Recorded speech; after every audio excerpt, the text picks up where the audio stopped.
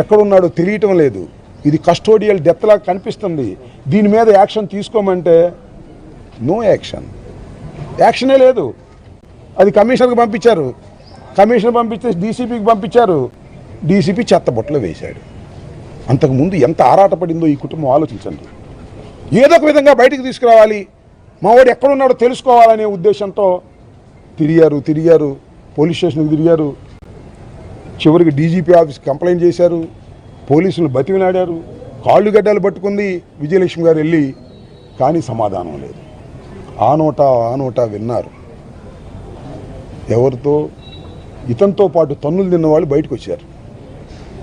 వాళ్ళని అడిగితే మీ వాడిని చంపేశారని చెప్పారు, కాల్ చేశారని చెప్పారు.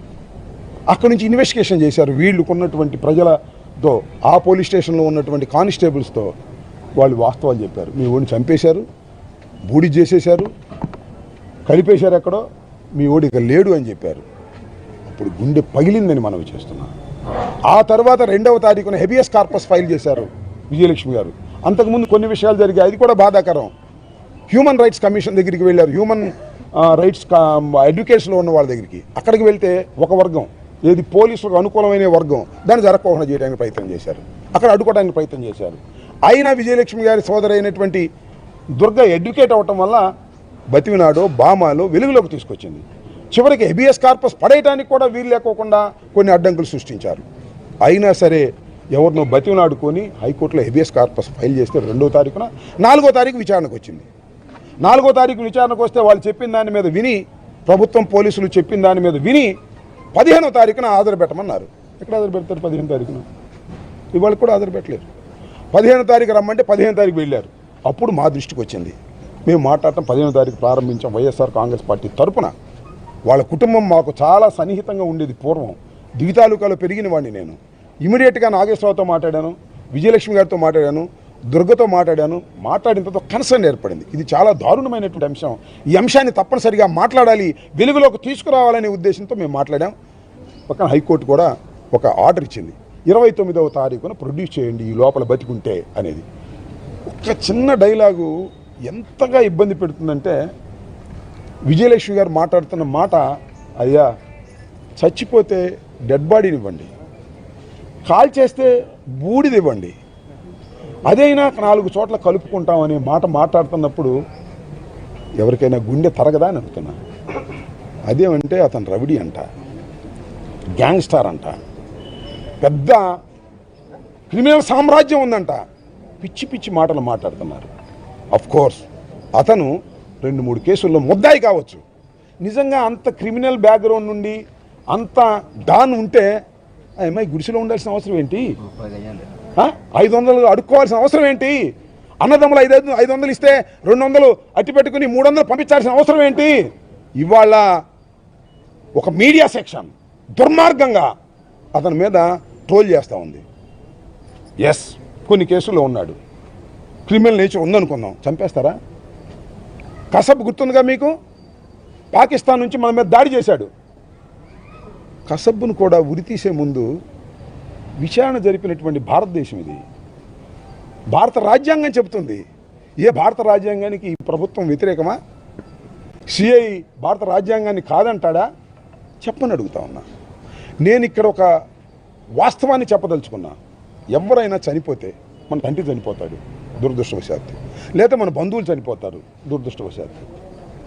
ఆ బాధ ఎలా తీరిద్ది? చనిపోయిన తర్వాత ఆ శవాన్ని పట్టుకుని ఏడ్చి ఏడ్చి ఏడ్చి హిందూ సాంప్రదాయం ప్రకారమో లేకపోతే వారి సాంప్రదాయం ప్రకారమో కర్మకాండలన్నీ చేసి శ్మశానానికి తీసుకువెళ్ళి అక్కడ దహనం చేసో ఖననం చేసో పూడ్చో 4 మాటలు మాట్లాడుకునో ఏడ్చో బంధువులందరూ, అప్పుడు గుండెలో భారం దిగుతుంది.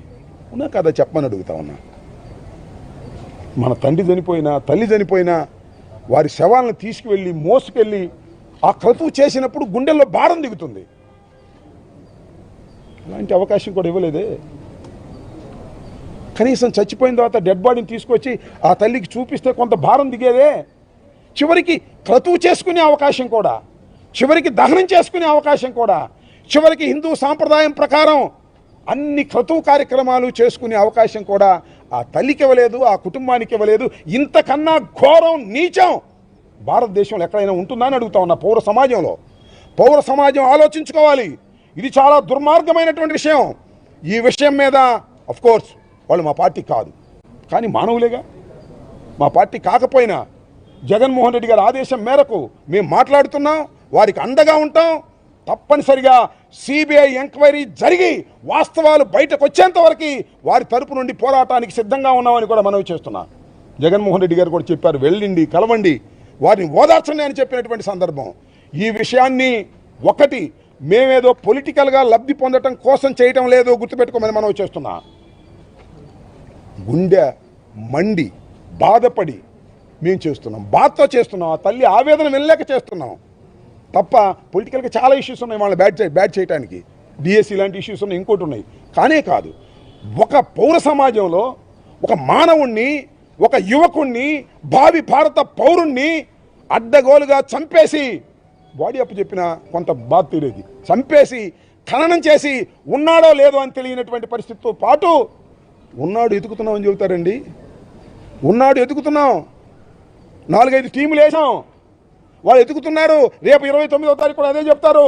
మళ్ళీ ఇంకా ఒక నెల 15 రోజుల టైం ఉండి ఎతుకుతామని తీసుకొస్తామని. ఎక్కడ తీసుకొస్తారు? అందరికీ తెలిసిన సత్యం కదా. నేను అనేక సార్లు చెప్పా, కోర్టు వారికి చెవులే ఉంటాయి, కళ్ళు ఉండవంటారు. కానీ మనందరికీ కళ్ళు ఉన్నాయి కదా, విజయవాడ అందరికీ కళ్ళు ఉన్నాయి కదా. ఆ నోట వాస్తవాలు తెలియవా? దారుణంగా చంపి ఖననం చేసి బూడిద కూడా ఇవ్వనటువంటి ఈ పోలీస్ వ్యవస్థని ఏమనాలో ఒకసారి ఆలోచించండి. నేను మనవి చేస్తున్న విజయలక్ష్మి గారికి కానీ, దుర్గ గారికి కానీ, లేదా నాగేశ్వరరావుకి కానీ, మన నవరంగకి కానీ, మేమందరం ఇక్కడ వచ్చాం, మేమందరం కలిసికట్టుగా వచ్చాం. జగన్మోహన్ రెడ్డి గారి ఆదేశం మేరకు మేమందరం ప్రతి క్షణం వారికి అండగా ఉంటాం. ఈ జరిగిన అన్యాయం లాజికల్ ఎండ్ జరగాల, సిబిఐ ఎంక్వైరీ జరగాల. దీనిలో పాల్గొన్నటువంటి ప్రతి వాడు కూడా, కానిస్టేబుల్ దగ్గర నుంచి ఉన్నతాధికారి వరకు వాళ్ళు శిక్షింపబడాలా. లైక్ తమిళనాడులో మీ అందరికీ తెలుసు, ఇలాగే లాకప్ డెత్లో తండ్రి కొడుకులు ఇద్దరిని చంపేస్తే తమిళనాడు కోర్టు ఒక జడ్జిమెంట్ ఇచ్చింది. 9 మంది కూడా ఉరిశిక్ష వేసింది. ఒకసారి కాదు, 2 సార్లు వేసింది ఉరిశిక్ష. కాబట్టి ఇలాంటి లాజికల్ ఎండ్ జరగాలి.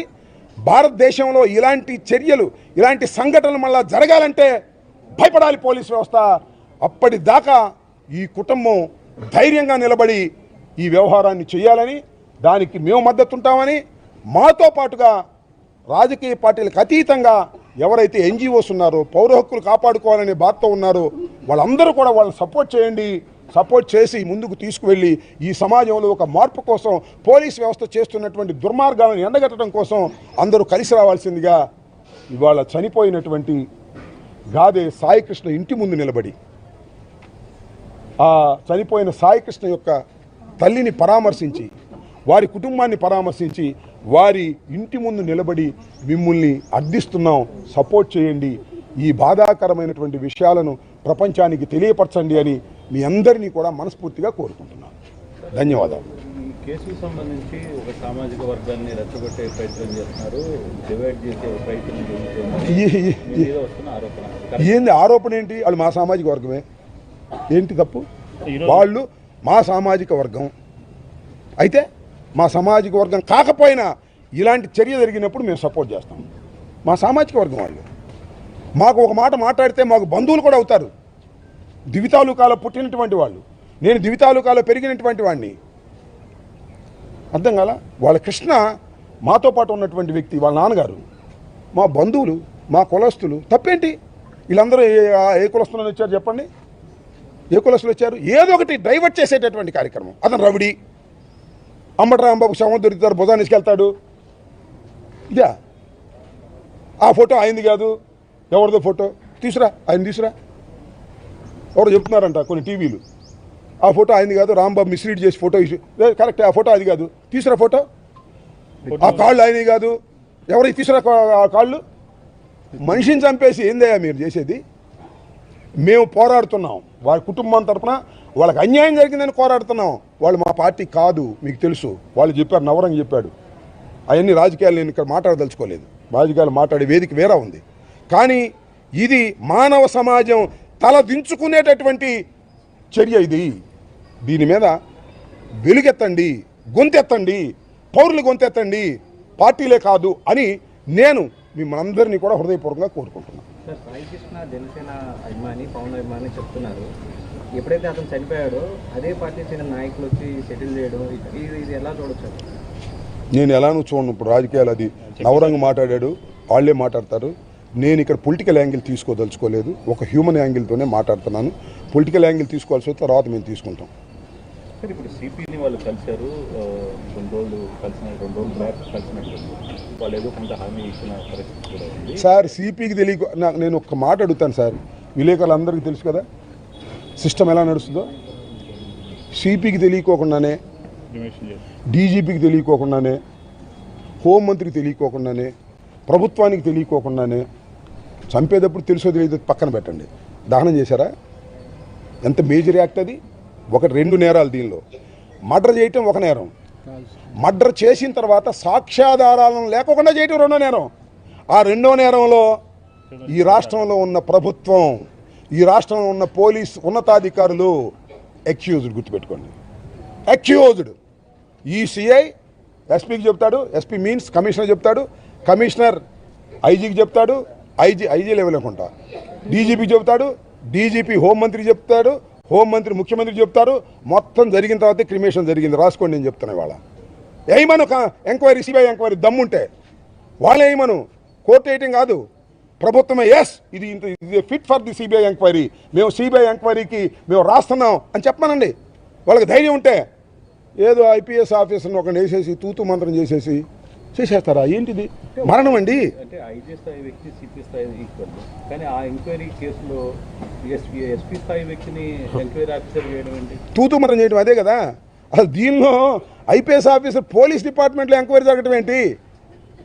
న్యాయస్థానంలో జరగాలి, లేదా సిబిఐ లాంటి ఉన్నత సంస్థతో జరపాలి.